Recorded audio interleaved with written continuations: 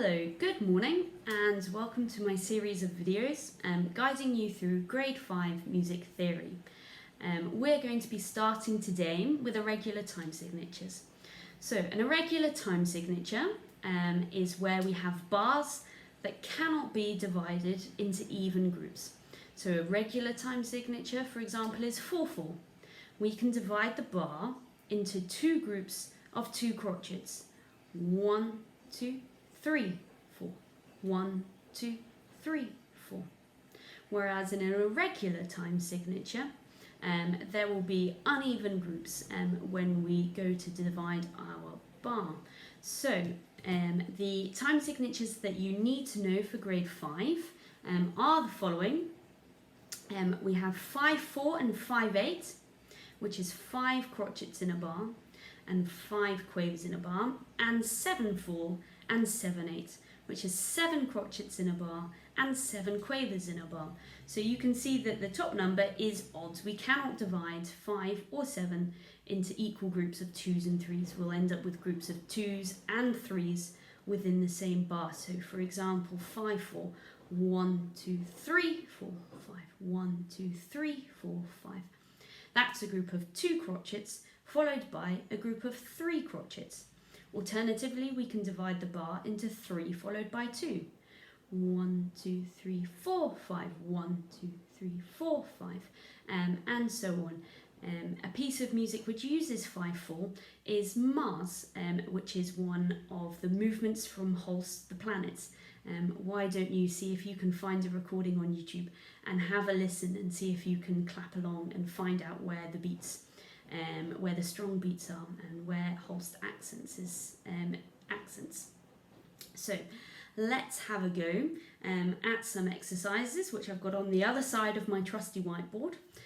So we're going to start by trying to add bar lines into the first piece of music, which is Prokofiev's Piano Sonata, number 7, an extract taken from the 3rd movement.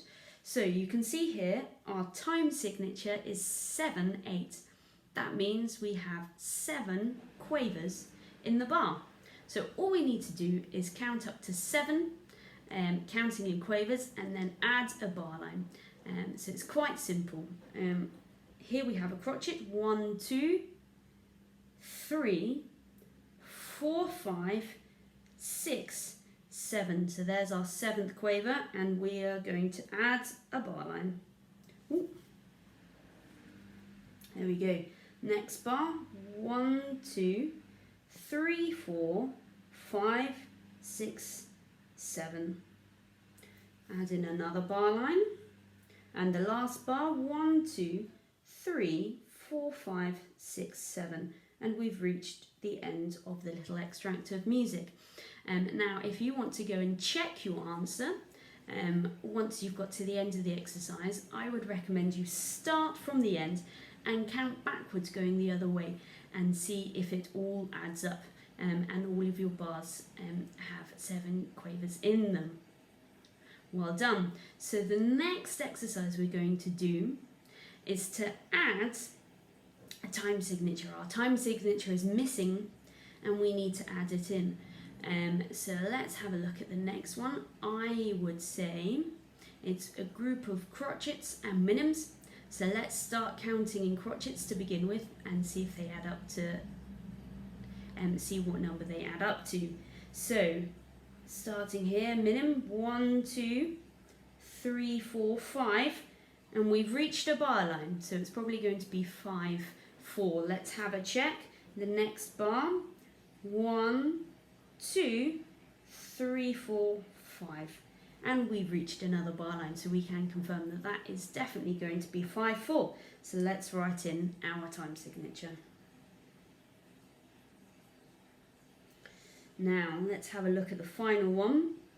1, 2 and a half. So we've got 2.5 beats in this bar, 2.5 crotchet beats, which probably means we're not going to be counting in crotchets because that would be a very strange way to count music. So let's have a go at counting again, but this time in quavers. 1, 2, 3, 4, 5. 5 quavers in a bar. So that sounds much more reasonable. Let's have a check with the next bar. 1, 2, 3, 4, 5. So that bar also has 5 quavers in it. So we know that our time signature is going to be 5/8, which we'll write in just after the clef. So, well done.